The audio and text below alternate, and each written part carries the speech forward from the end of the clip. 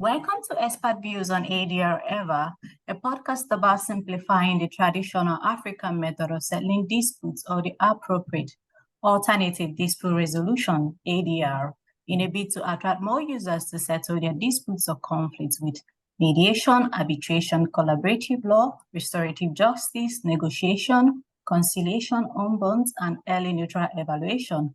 My name is DrChinweEgbunike, a postdoctoral fellow at the University of Brighton, United Kingdom, and the fellow of the American Bar Association section of dispute resolution. I am excited to welcome Natalie Armstrong Motin to the EVER Show. She is the founder and managing director of Marketing Resolution, the vice chair of website development of the American Bar Association dispute resolution, and chair of the subcommittee on membership marketing for the DR section international committee.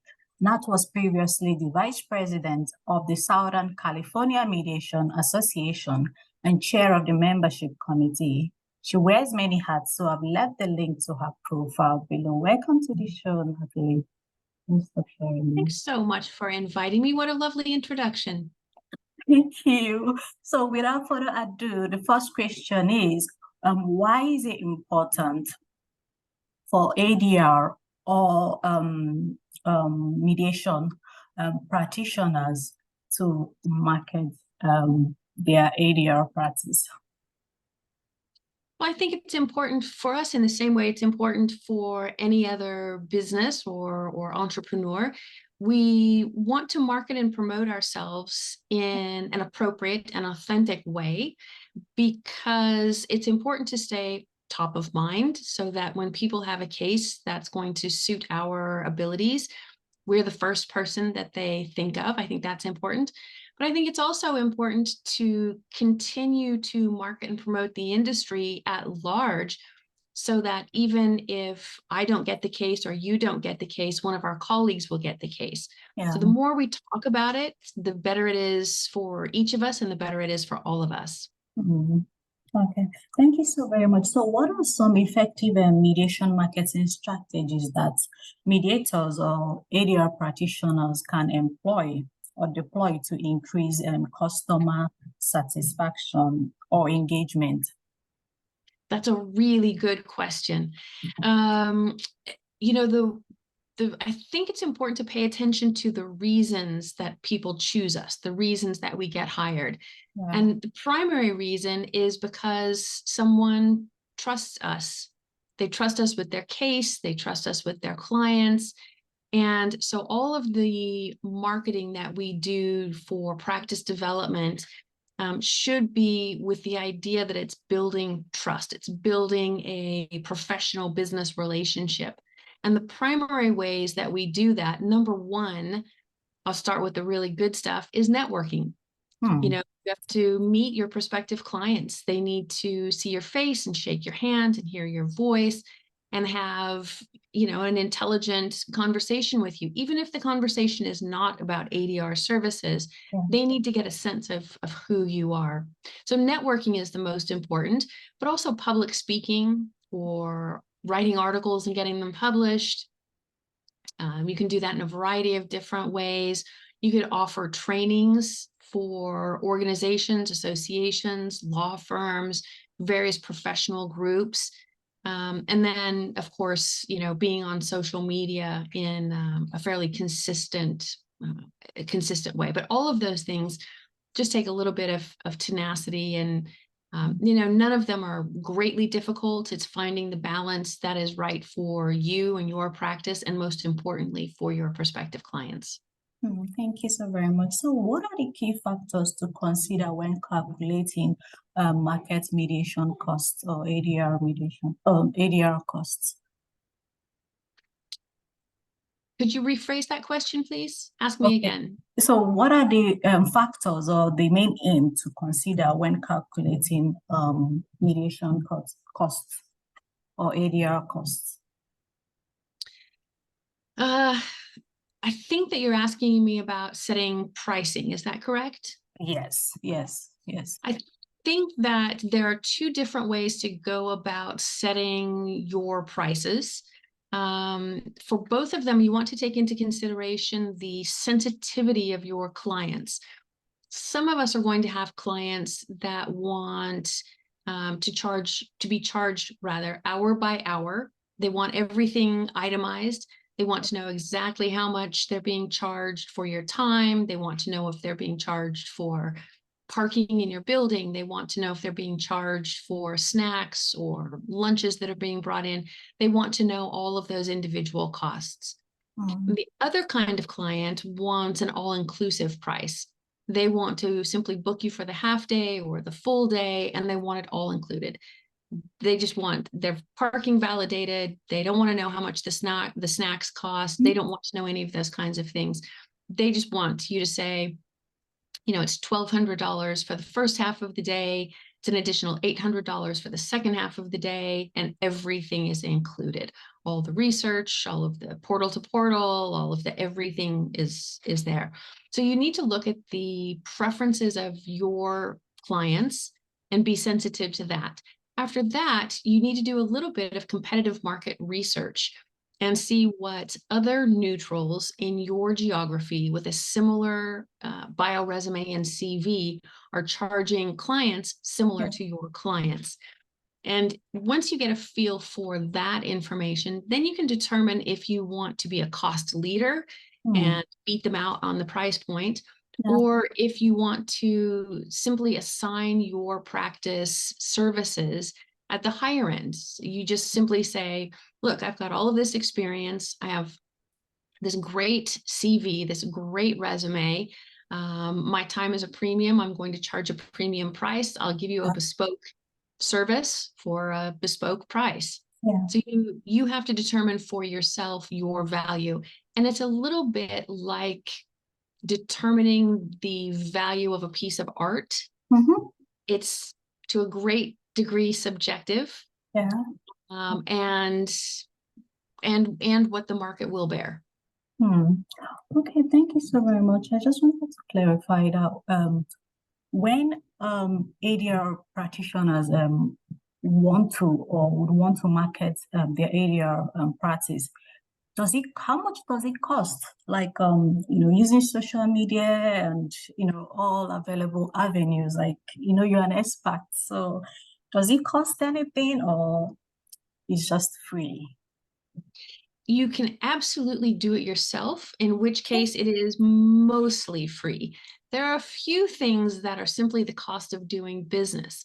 So for example, you will want to have a subscription to Canva to create all of the graphics. It's Canva, CANVA.com. It's an easy app. You can use it on your smartphone, your tablet, your computer, and it's a lovely way to, you can build a website, you can record videos, you can add subtitles and chyrons, you can do all of your social media posts, and you can do all of it yourself. Watch a few YouTube tutorials and you're on your way. But if you're going to do it, I'm going to suggest that you get the pro level of Canva, which is about $15 a month. Nothing too terrible. You can do all of your LinkedIn posts on your own, absolutely, using Canva. If you want to use the LinkedIn live audio or live interactive event, then you do need to pay for a third-party restreaming app. And those run, about $250 for the year. So none of it's really expensive. Networking is probably the most expensive thing that you'd want to do because you have to pay dues, you have to pay to attend events, pay for the CLE, etc. And if none of those things feel like they fit for you, Chinwe, then you do need to hire a social media manager or a marketing consultant to help you with those. And those prices range from about $500 a month to $3,000 a month. Wow. Okay, thank you so very much. So what are the advantages of marketing your ADR practice? Well, the advantages, are that hopefully you're doing it in such a way that you get more business. So you get more cases, which pays the bills, and that's really important. But it also sets you up as a credible authority on your particular subject matter and puts you forward as being a thought leader in the industry. And all of those things have getting more cases is the immediate effect. But getting more cases and being considered a thought leader or being considered credible and authority, those have a long-term cumulative effect to your bottom line revenue, because marketing it's a marathon. You don't just do one thing and then it's over and done. This is something that requires, tenacity and consistency over the long term. Yeah.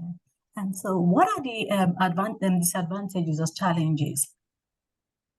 I think for most of my clients, the big challenge is that it's already hard enough to follow ADR and its industry and its trends and the technology, and you have to run your own practice and you send invoices and take out the trash, and you're going to all of these events. So I think that the biggest challenge, not really a disadvantage, but the biggest challenge is that it's asking a lot for us to be really great neutrals and really great entrepreneurs and marketers.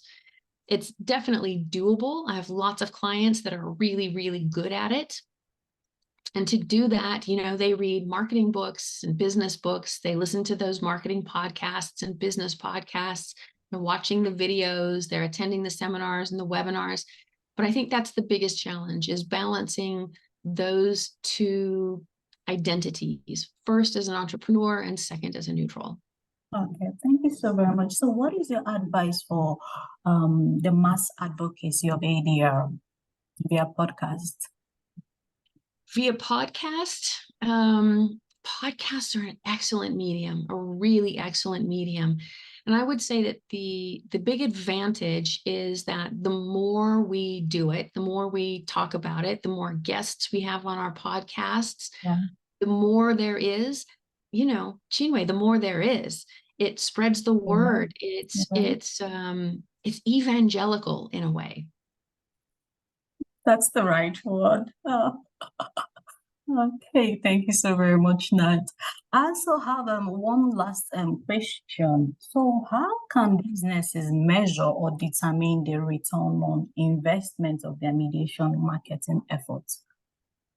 That one is a really difficult question to answer, Chinwe. And the reason is because we have to be saying the right thing to the right person at the right time. Okay. And so we have to be talking about the advantages of mediation, arbitration, conciliation, facilitation, communication, and negotiation all the time, nonstop. And at some point in time, we will have said the right thing to the right person at the right time. And I think that it's really difficult to pinpoint. In fact, it's a lovely, rare situation when a client says, oh, I attended this networking event and somebody said they got my newsletter and they called me with a case. It's really not the norm to be able to tie a case to an activity. It is the cumulative effect of being present within the eyes or ears of your primary, secondary, or tertiary target markets on a regular basis. That's what counts. And so ROI from one activity to one case is a rare case. The overall increase in revenue or case numbers per quarter or half year or even per year, that's what you will see as the great result of consistent and tenacious to marketing. So it's the quarterly or biannual or annual review of your business, and you will see the uptick. Thank you so very much, Nat. So do you give any trainings for ADR practitioners that would want to market their ADR practice? Well, every Monday on LinkedIn, I have free videos called Marketing Monday. So you can find me on LinkedIn. You just search my name and open my profile. And every Monday, 8 a.m. Pacific, 5 p.m. Central European time, I'm live on LinkedIn with free advice. I've got a blog on my website that everyone is welcome to read all of those articles. And you can watch all of the recorded videos on my YouTube channel. It's YouTube. Your books as well, yeah. Yeah, you can just go to youtube.com and search my name, and you'll find hundreds and hundreds and hundreds of videos with marketing information, advice, and resources. Oh, thank you so very much, Nat, for all you've done marketing ADR, I believe the potential users would or will embrace all you have stated herein, all the invaluable insights you stated herein, and of course, use them to market and further strengthen their ADR practice. All right. Thank you so very much for coming on the show. I'm so grateful. It's been my pleasure. All right. Take good care of yourself. Bye. Cheers. Thanks. Bye-bye. Bye.